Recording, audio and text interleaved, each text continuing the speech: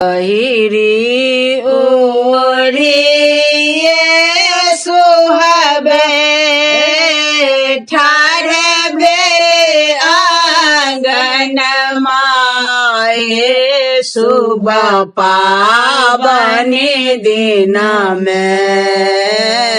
पहिरी ओढ़िए सुहावे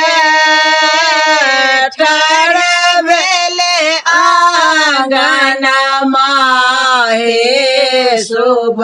पावनी दिन में ताक लगली नाही राखा बाट हे शुभ पावनी दिन में ताक लगली नाही राखा